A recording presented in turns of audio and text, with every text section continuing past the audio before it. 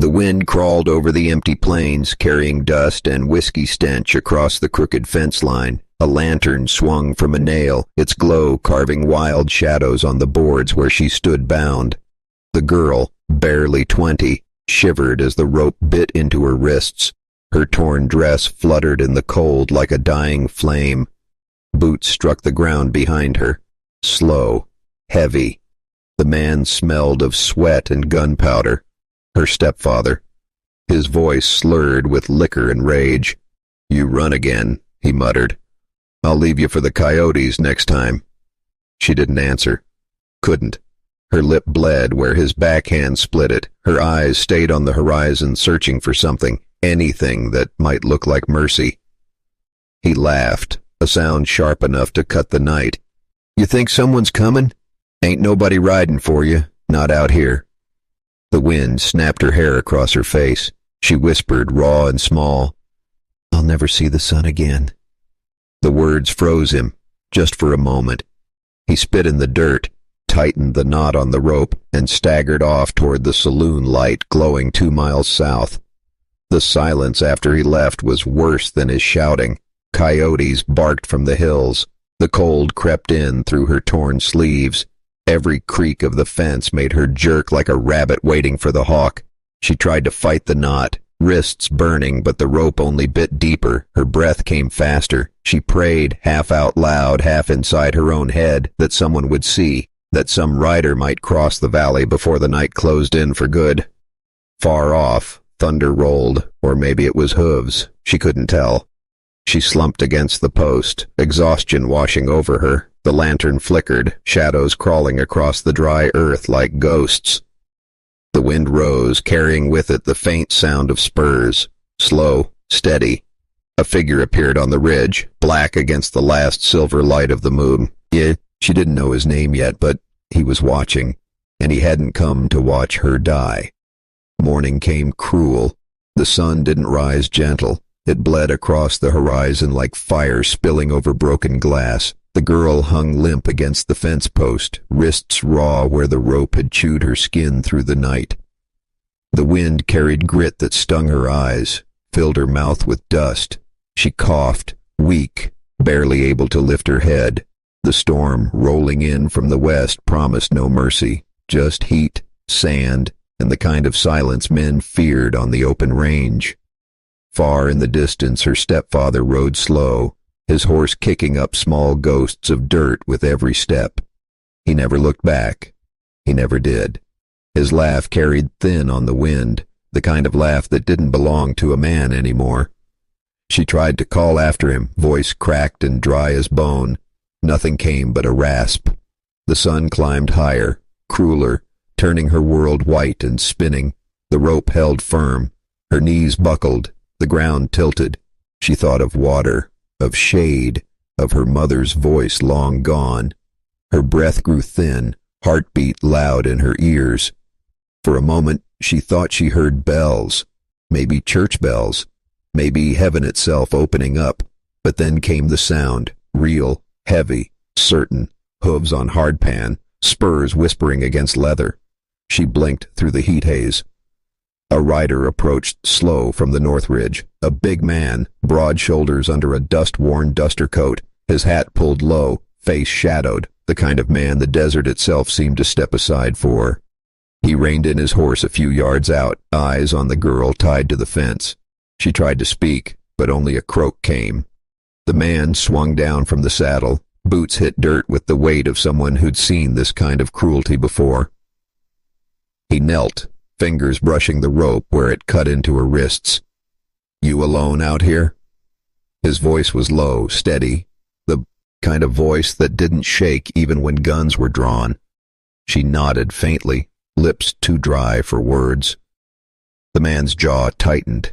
His knife flashed once in the sun. The rope fell. She collapsed into his arms as the wind rose and the storm came crawling closer. The storm broke over the valley as he carried her. Lightning split the sky, thunder rolling like cannon fire across the hills. His coat wrapped around her trembling shoulders, rain soaking them both as his boots sank into the mud toward the waiting horse. She tried to speak, voice weak as wind through dry grass.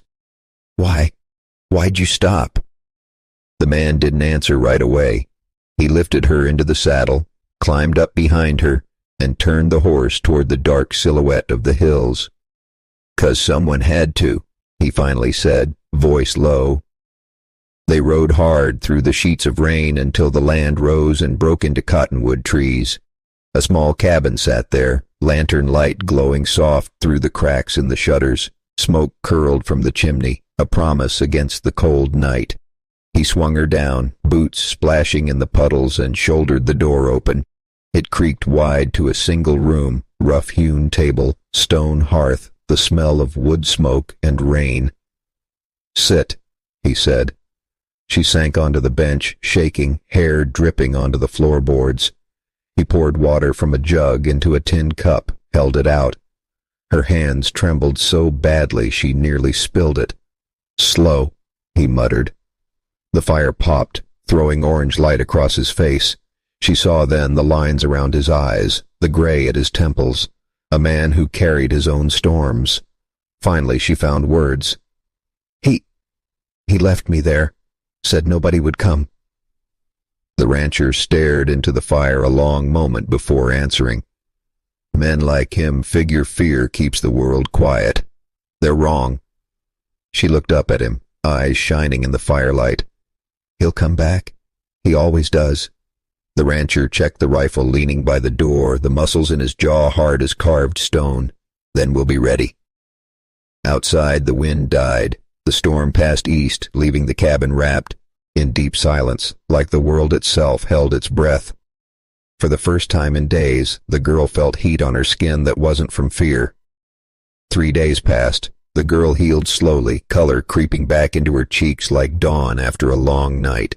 The rancher kept to his chores, quiet, steady, mending fences, hauling water, sharpening the axe on the porch while the sun burned low over the hills. But peace never stayed long on this land. Late afternoon, dust rose on the horizon. One rider, hat low, shoulders hunched, moving fast. The girl froze in the doorway. She knew that silhouette. The rancher didn't ask. He leaned his rifle against the post, hands loose, calm as a coiled snake. The outlaw reined up hard, horse pawing the dirt. His face was red from whiskey and sunburn, eyes bloodshot, grin all teeth. "You got something belongs to me," he spat, swinging down from the saddle. "She ain't yours," the rancher said, voice flat as dry earth. The outlaw laughed, the sound scraping like barbed wire. "She's mine, always will be." The girl shrank back against the doorframe, fists tight at her sides. The rancher stepped off the porch, boots crunching gravel, shotgun resting easy in his hands. "Not tonight," he said. "Not ever again." Silence. Only wind rattling the cottonwoods. The outlaw's grin slipped. His eyes flicked to the rifle, then back to the rancher's face. "You aim to make this your fight?" The rancher didn't blink. "Already is." For a moment no one moved. The air held like a rope pulled tight. Then the outlaw spat in the dust, turned back to his horse slow, voice low with hate. "You just bought yourself a war, old man." He swung into the saddle, wheeled the horse around, and galloped off toward the hills, dust boiling in his wake. The girl's knees shook. "He'll be back," she whispered. The rancher picked up the rifle, eyes on the empty horizon where the outlaw van hished. "Yeah," he said, "he'll bring hell with him." The wind rose again, carrying the smell of rain and gunpowder waiting somewhere in the dark. The morning came gray and heavy, the kind that presses down on your chest and whispers danger is near. The girl worked silently in the barn, feeding the horses, brushing their wet coats from the storm last night. Every clop of hooves, every creak of the barn door, made her heart jerk. The rancher leaned against the railing, shotgun in hand, eyes scanning the horizon where dust trails might signal trouble. "Sheriff's coming," he said finally, voice low. The girl froze, broom in midair. "Sheriff?" "Word got out. he said. "About your stepfather, about the trouble he's bringing." By midday, a cloud of dust approached along the ridge. A lone rider, hat tipped low, badge glinting in the sun. Law come at last. The sheriff's horse slowed as he entered the ranch, hooves sinking slightly in mud from last night's rain. The girl stepped forward, trembling. She remembered every moment, every bruise, every whispered threat. Her voice came in fragments. He won't stop." The sheriff dismounted carefully, boots heavy on the porch. "We'll stop him," he said, voice steady, carrying authority that could bend even the most stubborn of men. The rancher handed the sheriff a chair, gesturing toward the fire. Lanterns flickered as they all gathered inside the cabin, the smell of wood smoke curling around them like safety. The girl told her story, halting, broken, raw. Every word hung in the air like dust motes in sunlight. The sheriff's jaw tightened with each detail, his eyes never leaving hers, as if promising the kind of justice only few get to see. "They're gathering a gang," he said finally, rubbing his hat against his leg. "Outlaw's not coming alone next time." The rancher's fingers tightened around the rifle. "Then we'll be ready," he said. Outside, the wind rose, carrying the scent of dry grass, horses, and coming violence. The girl pressed her hands together, trying to feel hope, trying to feel courage. The sheriff stepped out, surveying the land, the barn, the distant ridges. "We ride at first light," he said. "We bring them in, alive or dead." The girl watched him mount, the reins tight in his grip. The first real feeling of hope in days settled in her chest, fragile but real. For the first time she believed someone was coming, not just to watch, but to protect. The horizon stretched wide, empty, waiting, and this time the darkness had an answer. Night fell like a blanket soaked in shadow. The wind whispered through the canyon, carrying the faint smell of smoke and leather. The girl huddled in the root cellar, knees tucked to her chest, clutching a small cross necklace. Her teeth chattered, not from cold, but fear. Above, the rancher moved silently through the dark, lantern in one hand, shotgun in the other. Every creak of the porch, every whistle of wind through the broken fence made his muscles tighten like coiled steel. Then came the sound. Hooves pounding, torches flaring, shouts slicing through the night. The outlaw and his gang had returned, riding hard and loud, a storm of fury and fire. Dust rose around them like smoke from hell itself. The rancher's eyes narrowed. "Stay low," he whispered to the girl.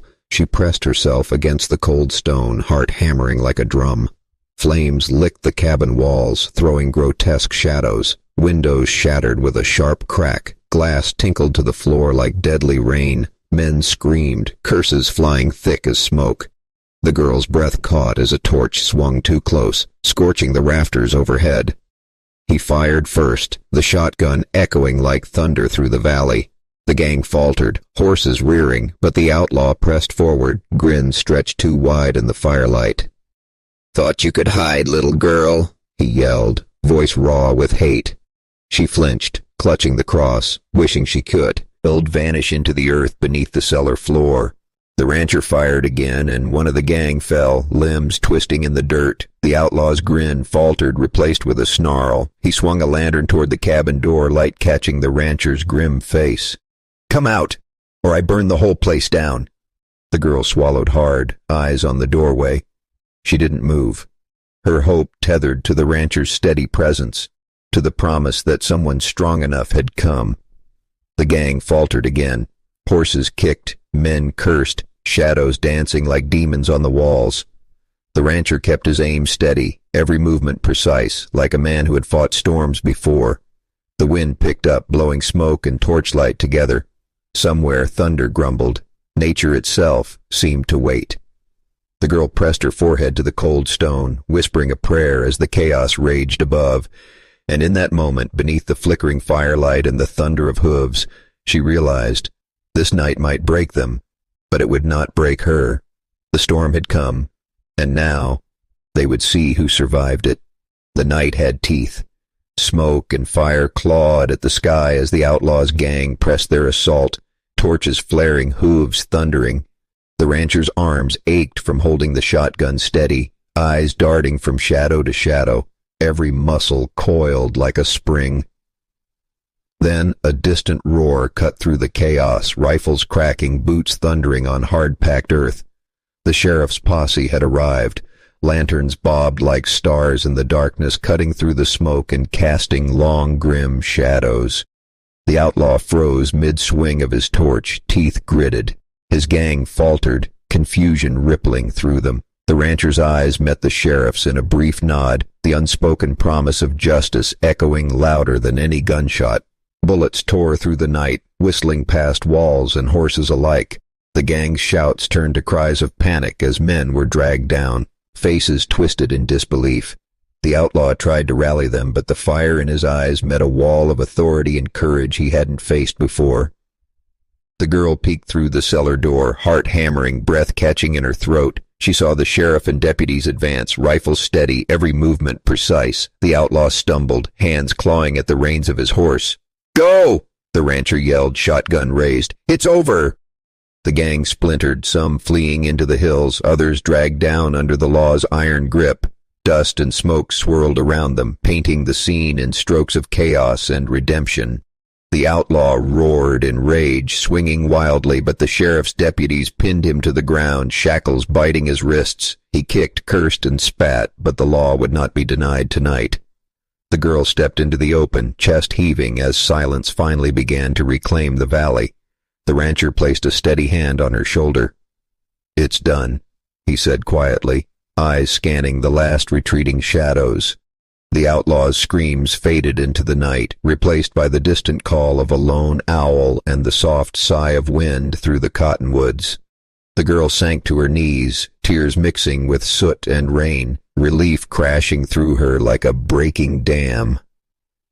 For the first time she allowed herself to breathe fully. The nightmare had been met, fought, and ended. The rancher lifted the girl's chin gently, eyes steady. "You're safe now. That's what matters." And above the valley, the first hints of dawn crept across the horizon, a promise that light can follow even the darkest night.